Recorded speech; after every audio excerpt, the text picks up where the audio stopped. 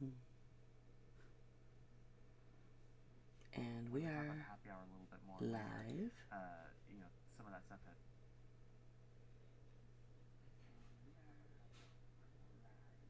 I can be heard. Please speak.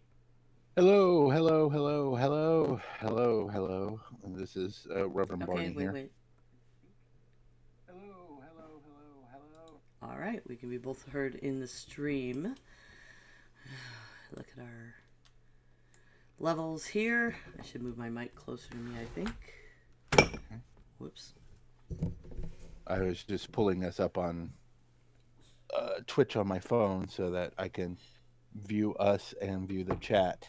So, because I can't, there is no way I can do Twitch and this at the same time. It will break my computer. I Yeah, still did you not have share? got. I shared earlier today. All right, I'll share the Facebook Okay. on our page now. I will resubmit. I will retweet what I did earlier today. Uh, And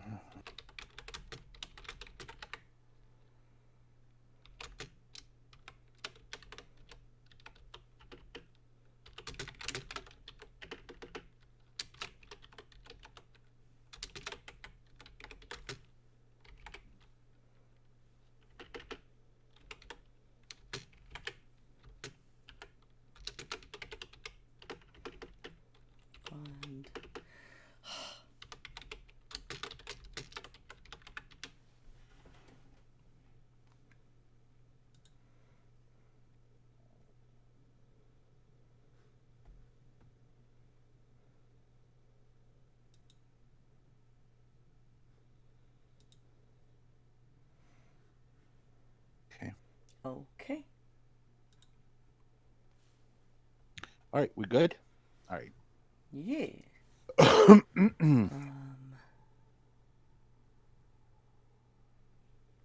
of course, I did not actually put that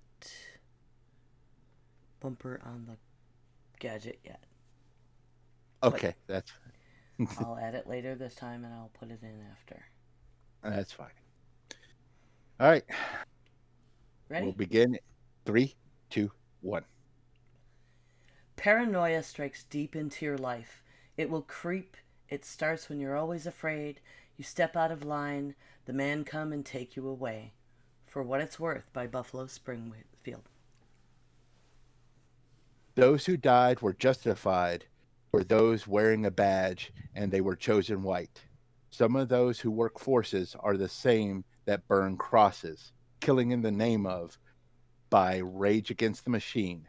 Let's talk about defunding the police. Welcome to Heresy and Hearsay. This is a podcast to reclaim faith in the context of political discussion. I'm September, and you can follow me on Twitch and Twitter at 9 of 12, and hear me on the Geek Grills podcast. Heresy and Hearsay has a Patreon site that you can find at patreon.com/heresy and hearsay. Please help support us by visiting there today. Just $2 a month goes a long way to help us keep making this show. You can also contribute with bits in Twitch or subscribe for free if you have Amazon Prime. Here with me, as always, is the Reverend Barney.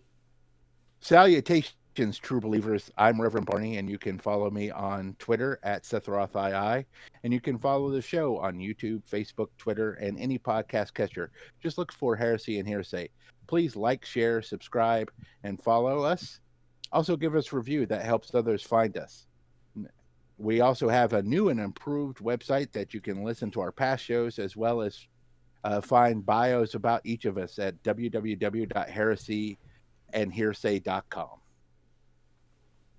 So this is I actually did this a couple of weeks ago or a week ago or so. Worked on this idea because it's been in the zeitgeist, and there's still protests going on even today, though it's not covered as much in the news because there's a lot of stuff going on. Right now, there's a lot of protesting going on at the Mount Rushmore um, and things of that nature. But there are a lot of protests still going on about the the police brutality and everything else. And there, as this started, there was a lot more and more calls for defunding the police. And there's been several articles written about it and everything. And I thought me and September would have kind of a unique take on this, both in a political discussion, but also in a theological discussion about certain things, which will be at towards the end. But it's one of those situations where I think there's a lot of confusion about exactly what it means and what it represents.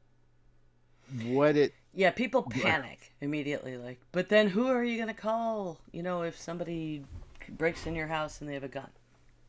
Well, you're going to call the police. Don't panic. we're what right, defunding the police doesn't mean that you get rid of police.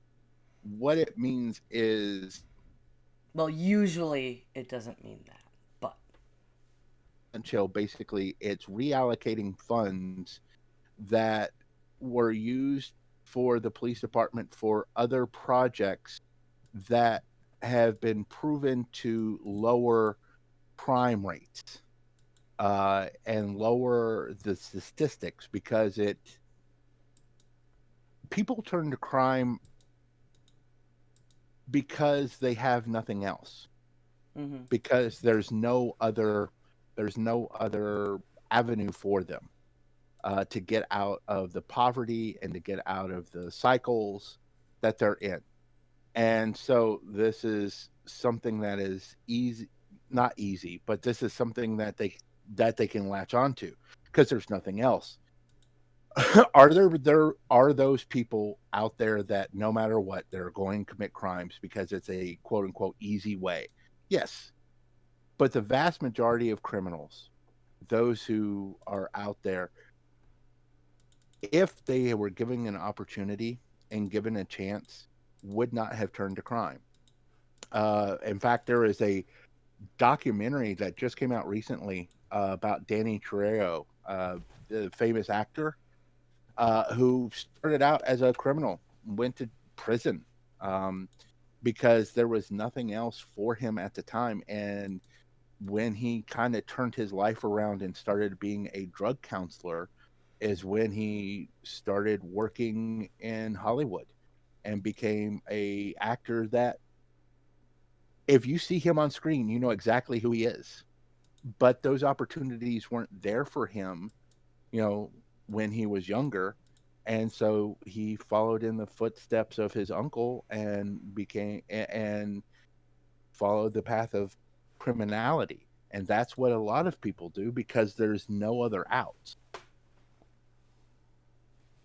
So that's part of it, is defunding the police is not getting rid of the police departments per se, but what it is it's reallocating funds to community organizations, to community groups, so I, that they, yes. I think on a more fundamental level, though, that what it really is looking at is changing the whole structural form of our society and how and why we use police forces in general. Because there's a long history you can look up about how it was formed, how it developed, how it grew, how it's been militarized.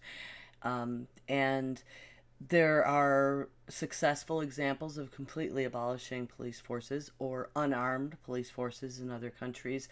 And the idea of sending armed individuals into conflicts that can be resolved by experts in the fields.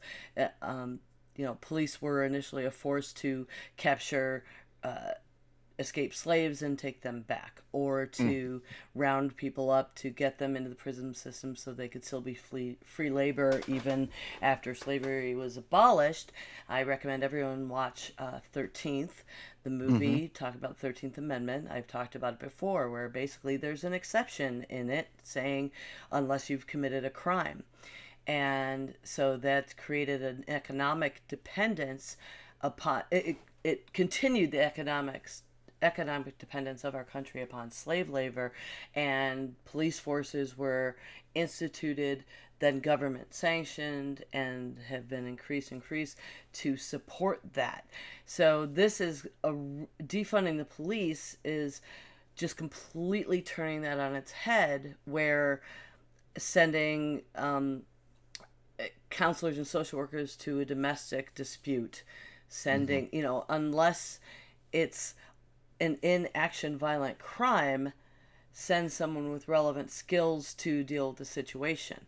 And that can take a lot of work. There's a lot of reasons people, are just in a panic um, about the idea of defunding the police because they think it means abolishing and what would we do without them.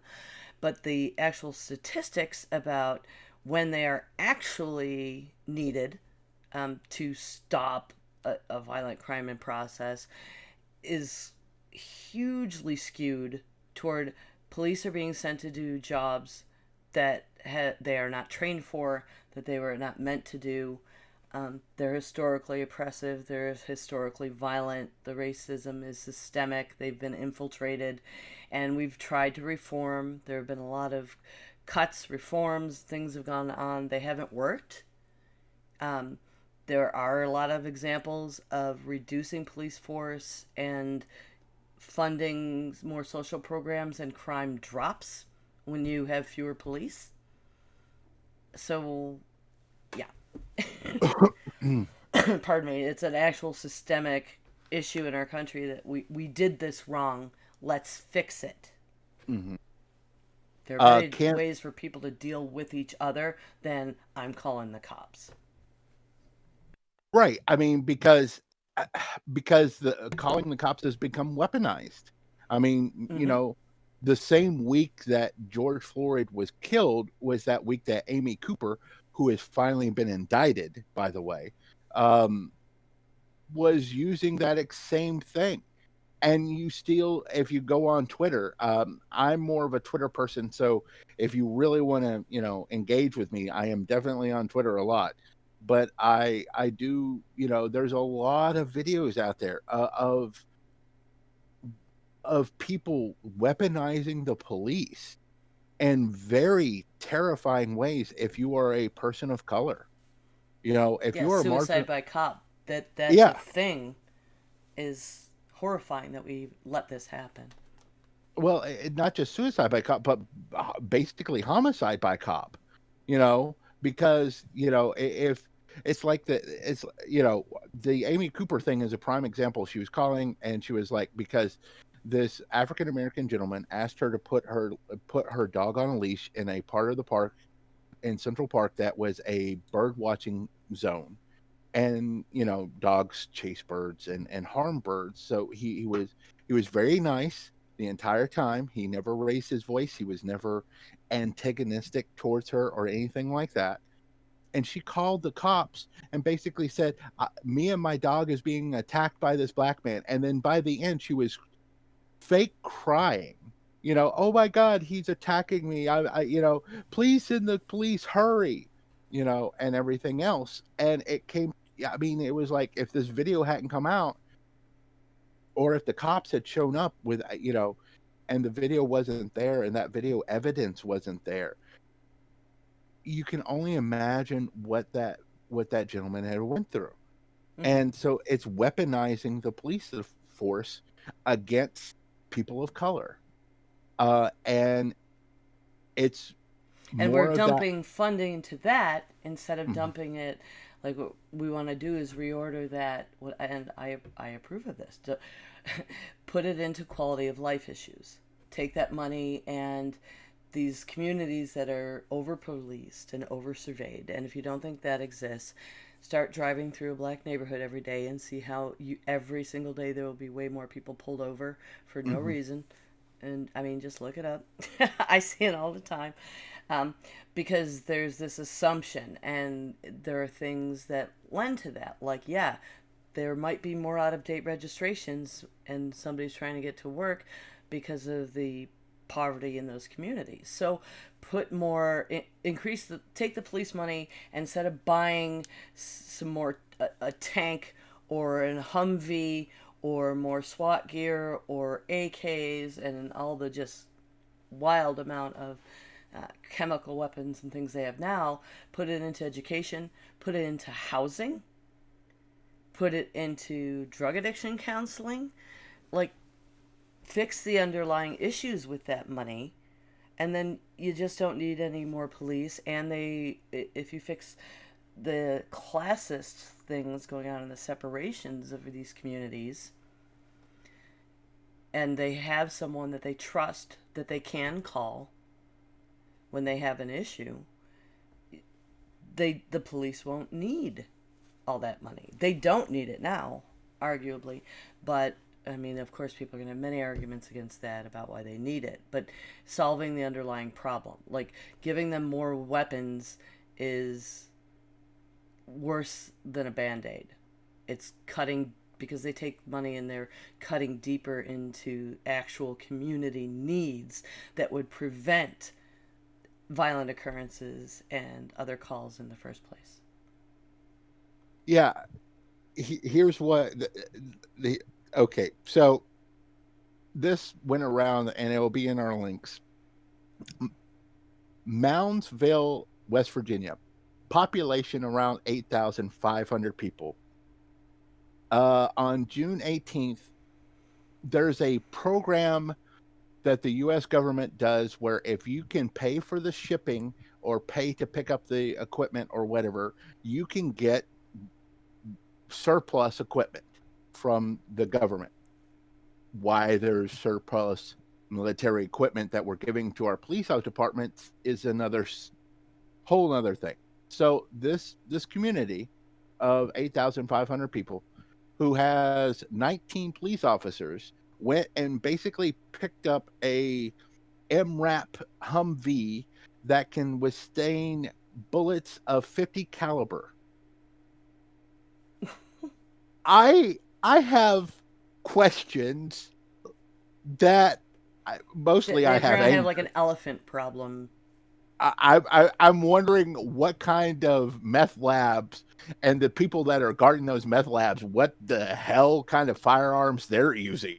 I mean, it's like, this is an MRAP, meaning that it can handle IEDs. Why a police force of 19 people and a small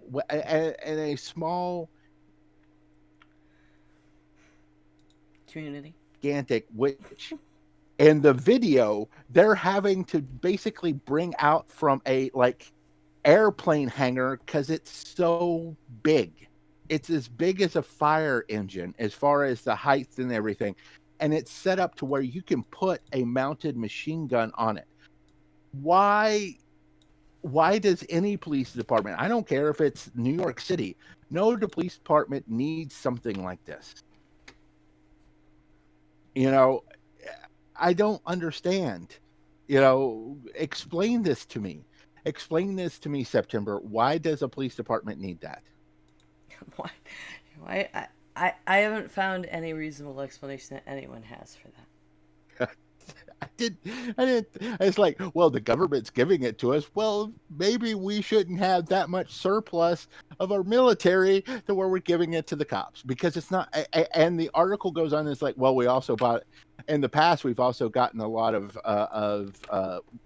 machine guns or rifles, as they called them, and tactical armor. I'm like, you have 19 people in your police force. Why? Again, and if they're doing it and they're a small police department, can you imagine a mid-sized city? What kind of armaments they have? I mean, no city should have that kind of stuff. Well, that started with the Patriot Act in right. good part. It did. So they justified it with, there's going to be all these terrorists, I guess, or we're going to, I mean, they justified it with domestic terror, I guess, but that's so absurd because of the way cells do work when they do exist, and that most of our domestic terrors in this country are native. Yeah. I mean, not native, but U.S. citizens. Like, Yeah, they're U.S. They're typically white people. You know, I look. I'm gonna say this, and I'll be honest. Um, mm-hmm. growing up in the '80s, movies and everything else made you fear people of colors. You know, just look at the movie like Death Wish or stuff like that, Dirty Harry, all those kind of movies. You know, they made you root for the white guy and everything else. But I'll be honest with you, after the past several years and everything else, I am more afraid of white people in a shopping center than I have ever been afraid of anybody else in my entire life. Because Mm-hmm. I'm afraid one of them's just going to lose their ever loving mind, and next thing you know, they're going to come back with a large machine gun and start shooting people.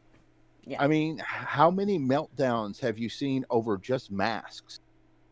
yeah. And they don't get arrested. That's the thing, you The, know. the and the thing with militarizing the police I wanted to mention too is, all right. So the premise was, anti-terrorism, and the other um, thing that took place at the same time with the Patriot Act was taking a lot of other civil liberties away at the same time as giving the police increased weaponry.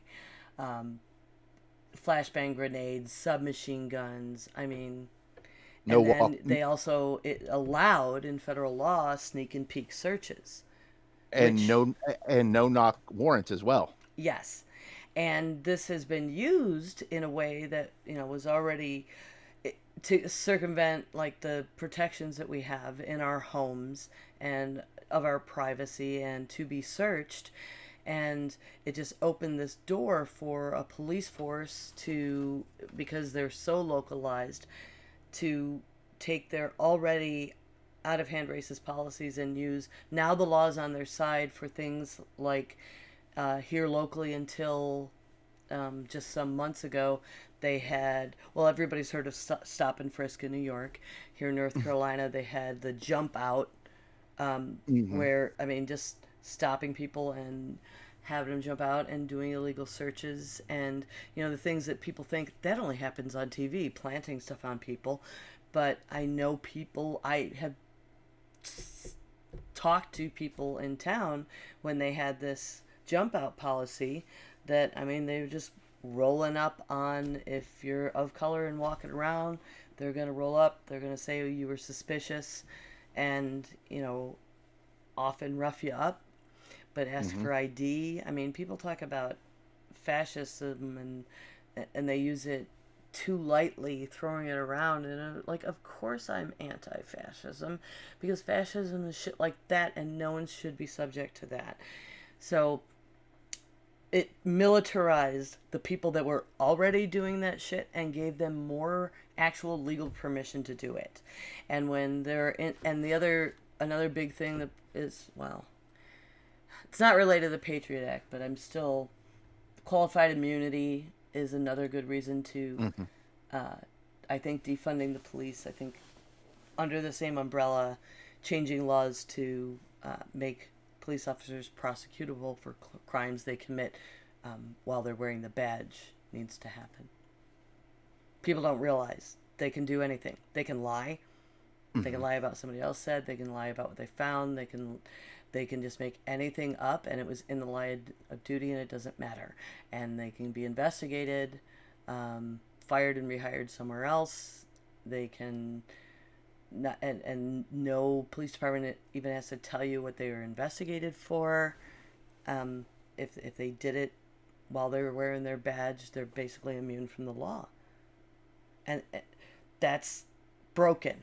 That is a very broken part of the system, and if the only way to reform and that is to dismantle it, we need to at least consider that. Right, and that's another thing is that we don't have, when you're looking at other models like of other countries, a lot of them have a national council or a national governing body or something that kind of watches over and makes sure that the police are doing what they're supposed to do. and defunds the specific departments, or and there's a national database and all that. And that is the crux and the bane of this problem, is that there are good things to be said about having a decentralized government, but there are a lot of bad things, such as not being able to do a universal policy when it comes to policing. you know Voting is another matter, but that, seeing we're on this topic, but that, Mm-hmm. because we don't have that we have a decentralized government, it causes, you know, not only just on a state level, but, it's county level, city level, town level, that each one of them have their own individual, um, Well, they have different trainings, right, for instance, which is incredibly relevant. Some departments will and some will not do things like even invest in de-escalation training, for instance, which can be incredibly important in a million situations they shouldn't have maybe even been called to, or they could at least not be the front line of standing there with a gun, which is only going to potentially escalate things sometimes, right? So right, we don't have a standard of how they're trained. And then we've got that guy, excuse me, who's a very famous trainer, and he goes around the country training police departments, and he uses phrasing and a mentality of once you kill somebody, you realize it changes your life forever. Okay, fine. However, he continues to, you are a predator and they are prey. right, right. And he trains them that way. And we have many departments around the country that, in order, and I understand their own mental health is a very difficult thing. It's a difficult job. You're going into danger potentially every day. And when you do go into danger, should you really be looking at it like predator and prey? I don't Because know it, who's hiring this guy, but that needs to stop. right. Well, John Oliver did a whole thing about him on one of his exposés, and then he talked about him again just recently, because the Minneapolis Police Department told him, no, you can't go to this training. The city told him that, and the police union said, well, okay, if you do it on your own time, we'll pay for it. Mm-hmm. And I'm like, you're defeating the point. You're not supposed to go to this at all. That's the entire point of this, because it's bad. And you're right. When you start looking at predator and prey situations, at that point you're dehumanizing things. And that, I think, is part of the problem. Is that things get dehumanized, or it's us versus them mentality. One of the things that they talk about is the fact that so much of the police forces, especially in cities, so much of the police forces are people who don't even live in the same neighborhoods, and don't live in the same, or even in the city limits. They live, in suburbs and stuff like that. And they are basically, at that point, they're outsiders. And that becomes a problem in its own right as well. Because then what you're looking at when you're looking at that kind of situation is that you're not getting, you don't know the people that you're dealing with. And I understand in super large cities that could be difficult, but it doesn't have to be. You could still hire within the community. And that's one of the things that I think would also help a bit. It would help in the situation, and that's toward the end. But part of it is that outside mentality, is that it's us versus them, that they go into the situation with a very outside mentality. That they're always going to be after my gun, they're always going to be out to get me, they're always going to be, so I have to beat them down before they even get a chance. Mm-hmm. um and that causes what we get every day at this point. you know and there are statistics out there, where African American men are two and a half times more likely to be shot by a police officer than a white man is. Mm-hmm. and black women are 1.5 times more likely. And that is very problematic and not healthy. Um, because, and then you look at the prison population, the prison, if you look at the amount of black people in America versus and percentage versus the prison population, it is astronomically wrong, and it is just so tipped in bad favors that you can just look at that and go, there is something wrong with these numbers here. If you look at people of color versus white people in prisons versus the population, you have to go, there's a fundamental flaw here. Oh, there's a lot of them, but Yeah, I know we're covering. There's the problem with the funding the police thing is that then you really start opening up this whole, when you start, it's a small microcosm of such a huge problem in America as a whole. But it's one of those things when you start looking at it and you see how big this problem actually grows as far as the racism and everything. And you're right, a lot of people have pointed to the fact that the police department or policing in general was initially set up to capture black slaves and bring them back to the slave owners in a lot of respects. Now, there were constables and stuff like that, but not like what we have today. The main police department. And then after that, you have, you know, Pinkertons and things like that, which were railroad cops that were basically there to break up unions.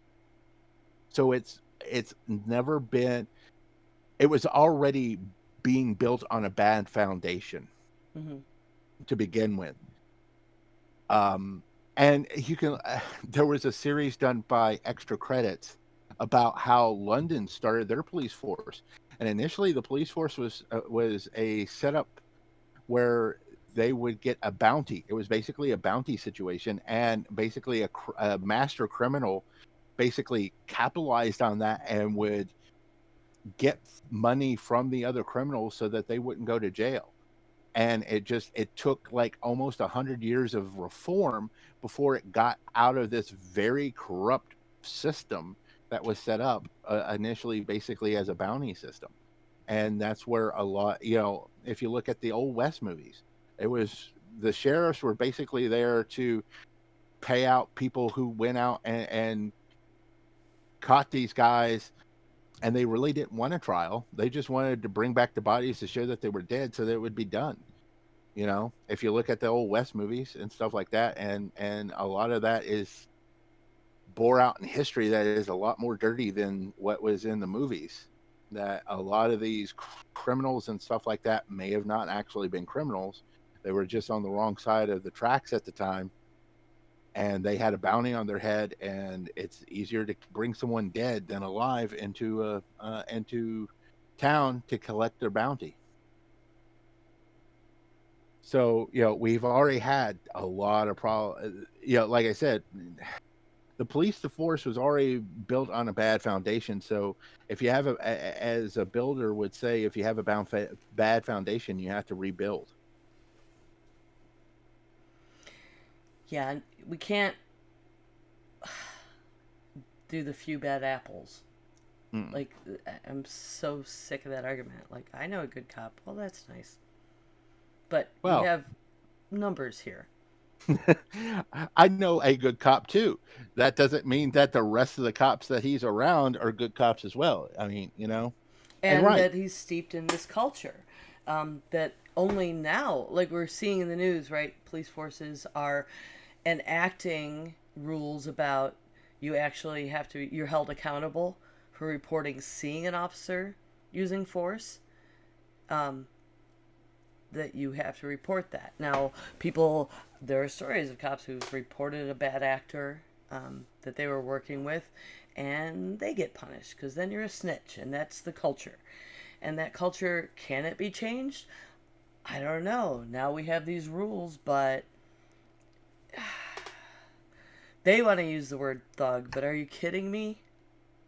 Being ostracized in a community like that of people who went into a field that is hyper militarized and they've been trained that they're predators and prey, and then you're going to intervene or snitch when they use excessive force? That's too hard to change without working from the ground up. Well, and the other thing is, you would be there is a lot of ex-military that go into the police force as well. Hmm. And especially if these are, especially with our military today, who, unless you're just freaking lucky, has seen some kind of combat, in the past 15, 20 years. You've seen some kind of combat. That does change someone, and then you put them in the police force where they're supposed to not, where you put them in a high tense situation where a year ago they were in a high tense situation and their whole only thing was to shoot to kill, and now you're not expecting them to react the same way. That becomes an issue as well. And I'm and I'm not Here's a shocking statistic I found. mm-hmm. The American Public Health Association declared police a violent public health issue in 2018, saying that almost 10% of all homicides in the U.S. are committed by police. Even if some may be lawful, it's not okay that we kill 1,000 to 1,200 people a year by police. And like there's some hard data from an organization with nothing to lose, and it hits me where that argument people just with like, well, if you don't do anything wrong, no, no, that's not true. And not only that, but police aren't supposed to just kill you if you're doing something wrong either. And that's what keeps happening. Yeah, it's like, if you would to take that. All right, let's back that up for a second. Let's use George Floyd as an example. George Floyd was arrested because he passed a phony $20 bill. That is not a capital crime to begin with. It is maybe it might be a year or two in jail if he's creating them. But if he's only passing them, then it's not even that. It's not a misdemeanor. It's nothing. Yeah. They didn't ask him any questions.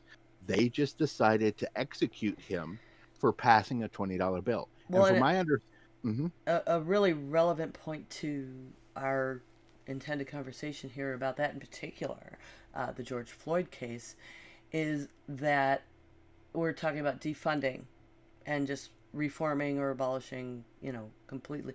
But or talking about like abolishing, defunding, and reorganizing, really, I think is a better terminology, because reforms just haven't worked. As a matter of fact, Minneapolis in particular, where George Floyd was killed, is held up as a model of progressive police reform. Those officers that department offers procedural justice, training for bias, mindfulness. They have de-escalation training. They have body cameras that they use. They have community policing, officer diversity. They ban warrior style policing.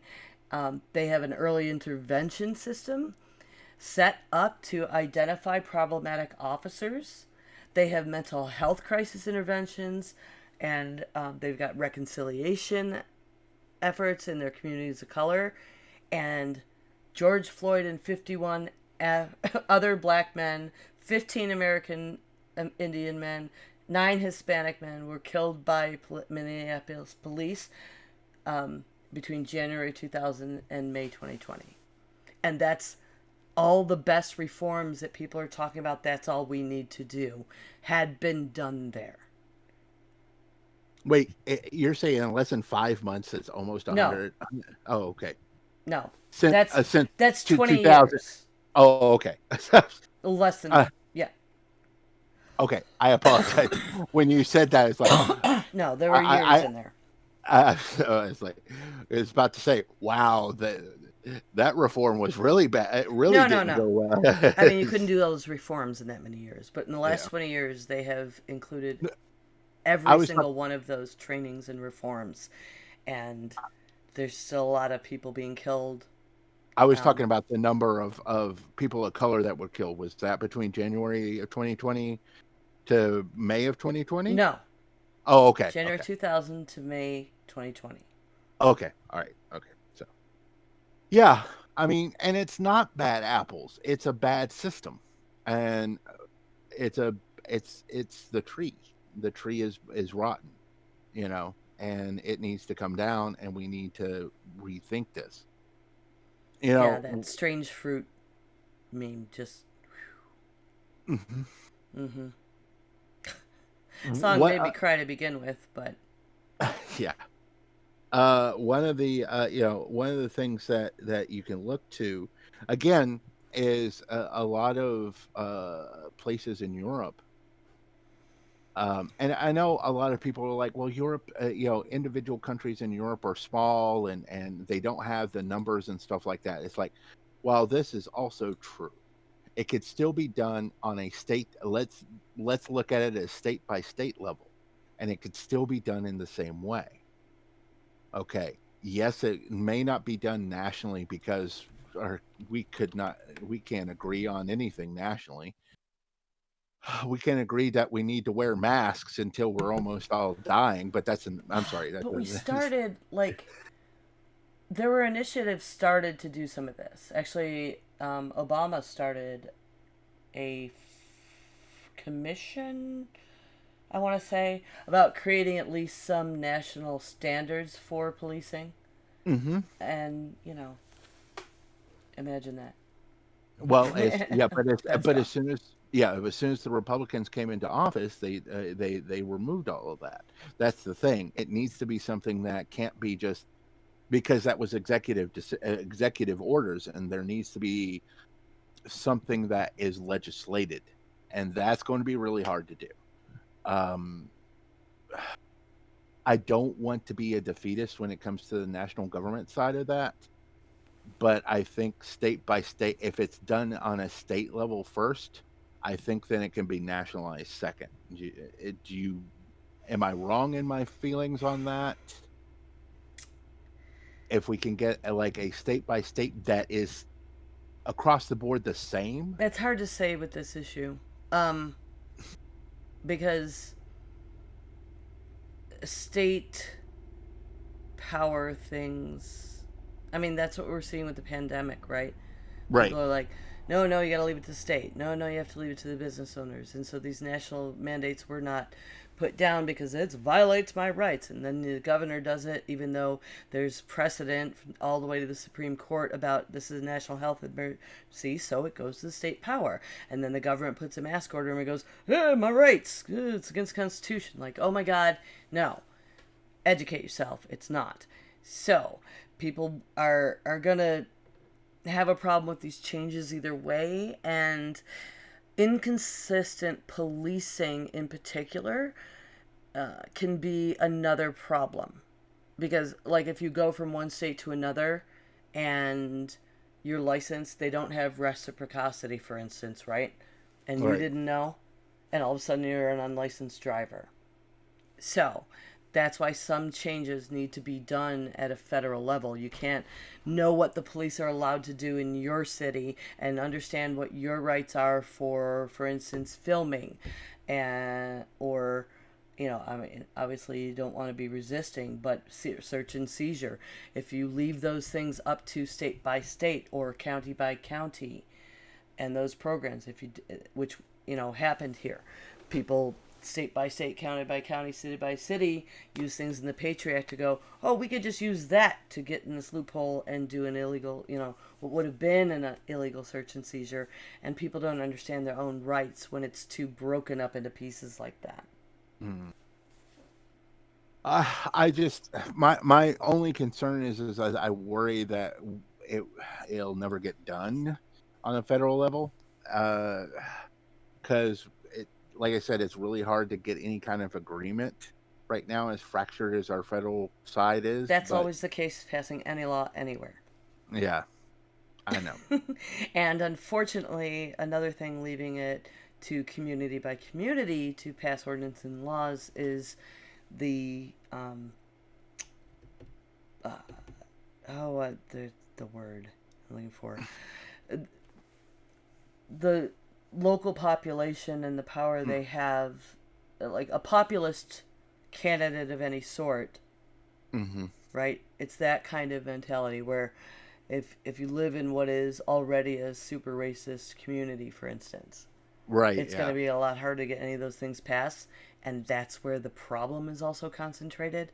It's like Right. having hot spots, and you can't treat everything around it and expect it's going to get it better where the infection is. Right. I see. I understand your point. So it Like, it this does is a need to be. flesh eating virus. Yeah. Thanks.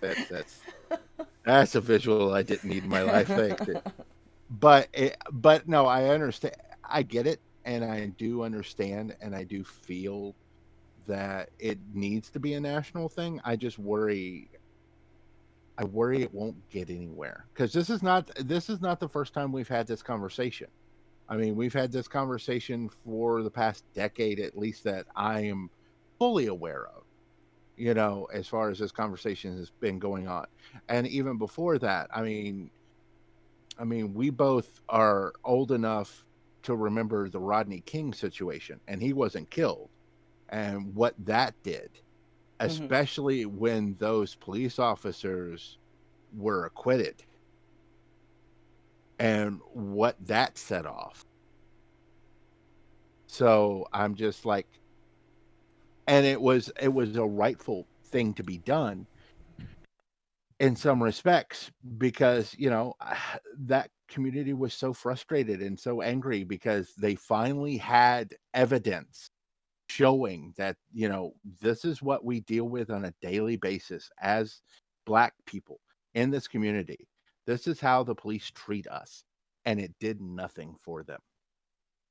you know but So when you look at, like, the European Union, and you look at countries like Germany and stuff like that, one of the big things that was a big takeaway that I noticed Mm-hmm. was training. The average in the United States is about 22 weeks, whereas in, like, Germany, it's 2.5 years. And, like, the Scandinavian countries, it's over 3 years of training. And that's a huge difference. Yeah, like for instance, police in other countries, they don't routinely carry guns. Mhm. Chokeholds are just banned. We're just starting to do that here bit by bit, which is ridiculous. Other use of force policies are a whole lot stricter. Um, in Finland, an officer must get approval from a supervisor before using deadly force. Mhm. In Spain, you have to fire a warning shot or shoot a non vital body part before using lethal force, which I know it's more difficult, but I know we're also officers, LEOs here are trained to just the biggest part of the body, shoot for the body. I mean, it's worth taking a couple extra shots because usually they're killing with like 6 8 shots they don't need to begin with at this point. And if we're Right. gonna give them freaking AKs, they should be able to hit somebody's leg. Um, but and officers in Europe train for an average of 3 years compared to 19 months in America. So, and all of those countries have fewer citizen deaths Yeah. by a police. It, gee, it might have something to do with it. I mean, And there is a point being made by someone in our chat that, also fewer of their criminals have guns. correct. Well, that is a whole nother story that we've talked about on Mm-hmm. previous episodes. That it's we've already had that discussion. That needs to be handled as well. Yes. But it is relevant to defunding the police because that's the fear tactic being used to prevent it. Is that well then the only criminals will have guns and we won't have anybody to combat that. And no, we're talking about taking like most of the money and, having police be a security force instead of doing everything else, and then put the rest of the money into mental health, de-escalation, housing, like reforming society in a way that the criminals aren't out there with guns. It's not going to become the Wild West just because there's going to be fewer people to shoot back. Most criminals are nonviolent. Period. I said it. Yeah, Most of them are nonviolent. Yeah, the amount of violent criminals versus nonviolent crimes are very statistic. It's like I want to say 80-20, something to that effect. I've seen, and something like that where it's nonviolence 80%, and most of them are drug related on top of that. And that's another thing. So I mean, so let's do this as a thought exercise at the end of this before we go to our carrots and sticks. What if you were in charge? If you became President September, and you got to do this. This is you got one day, and this is the one thing that you were going to be able to do as president for one day. How would defunding and resetting up the police force look to you? I would look to Camden. Okay. Because they actually did just ground up, ditch it. County control is not a bad idea, and in most cases, at least you've got an elected official in charge of it. So I would enact everything that Obama's committee created as an executive order to create standards for training, and then, okay, then that's what we'll fund.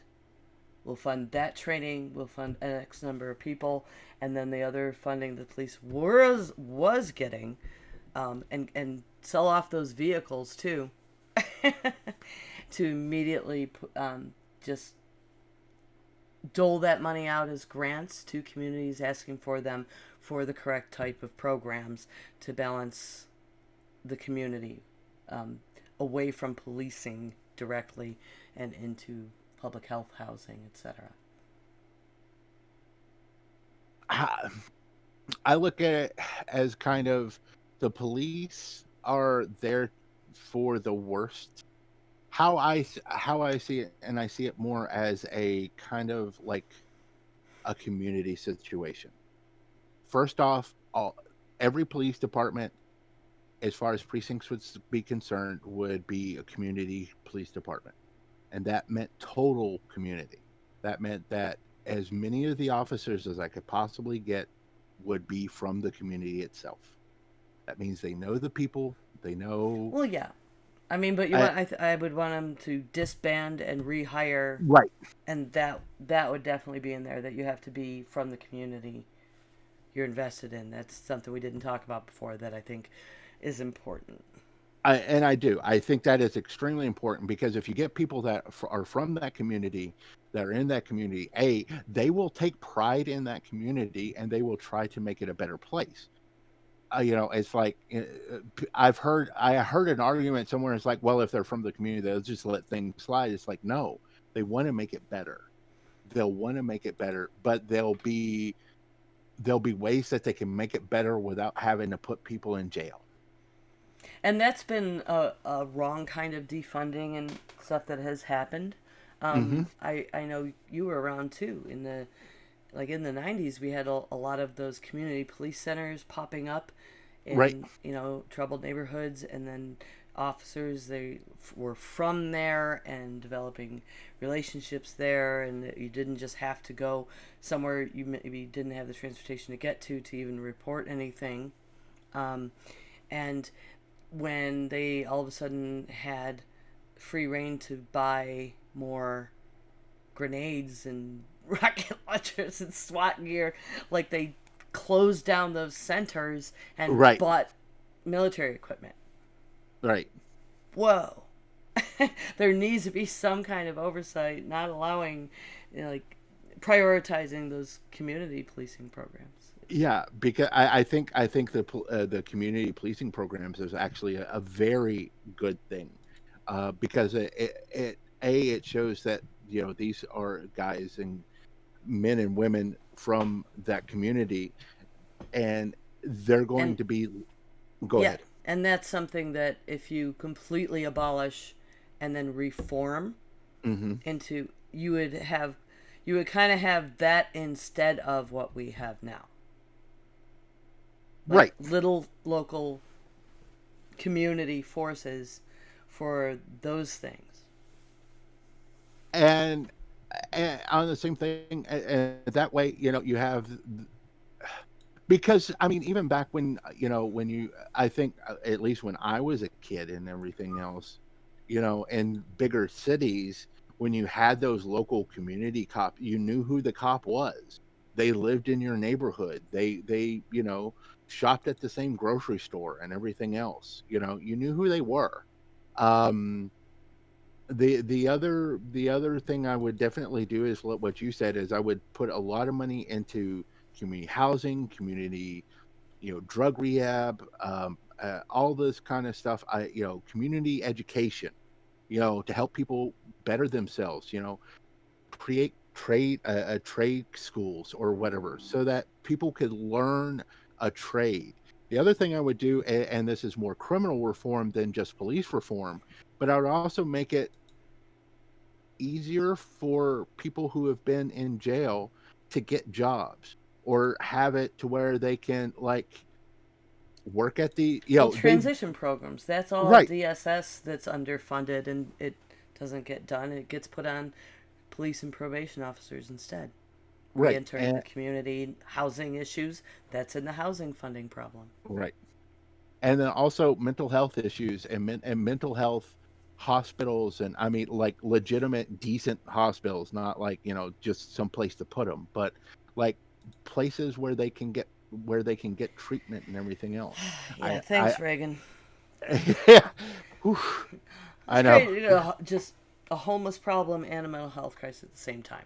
Good. Yeah, Nice. yeah. Reagan was just, that was, I think, honestly, where we really started to see a decline in this nation. Honestly, was Reagan, and it's been kind of like, we haven't really recovered since then, and it's been steadily getting worse. As far as the Republican offerings as presidents is Mm-hmm. concerned, I mean, think about it. We had an actor, and we had, senior was okay, but then we had junior, W, who was an idiot, and then we had a reality star who's a bigger idiot. And I'm just going, why are you making me wistful for W? Because that's I no. I should never feel wistful for W. Yeah. Yeah, like holy shit. Because anyways, so but no, I'm sorry. That was a tangent. Sorry. But Yeah. the We don't have thing time for is, tangents. It's wrap up time, Nani. I'm sorry, but yeah. So, but community, make it very community based. Make it expansive community based. Not only just the police departments, but also the healthcare and the mental health and the housing. If you do it all in a community based center, then it builds up that community and makes them better, and then that community thrives and becomes better and more educated, and is able to provide for themselves and for their families. And then crime, you will see, drop dramatically by that point. I mean, Camden is a perfect example of that, as you said, because they've had that done. They reallocated those funds, and it's made a huge difference in that city. And the links to all these examples will be on our website, folks, and in the It show notes. will be. So, do you want to do carrot or stick tonight? Um, I'll do carrot. Okay. Okay, so we give a carrot today to all of those people out there wearing your masks and speaking up to those not wearing masks. I know it's hard, but you are daily heroes because we're having to normalize mask wearing no matter what. And we'll be stuck in the cycle of people getting sick if we don't normalize this. As of July 7th, 2020, we have over 3.03 million that have been infected. We need this to end now. You are champions of mask wearing, and thank you. And the stick goes to J.K. Rowling for showing her true turf colors and giving millions of her followers false information about trans people. Trans women are women. Trans men are men. That's all I have to say about that. Do you have anything to add to that? I've had my say on that in another show, and I'm not Okay, dealing with it you're. anymore. I understand. Thank you for joining us here at Heresy and Hearsay. I'm Reverend Barney, and you can follow me on Twitter at SethRothII. You can also find the show on Facebook, Twitter, YouTube, and any podcast catcher, as well as our website. Just Google us. Don't forget our Patreon page, where $2 a month can help us keep going. And I'm September. You can follow me on Twitch and Twitter at 9of12. That's NINEOF12. And you can hear me on the Geek Grills podcast. Thank you for listening today, and bless your hearts.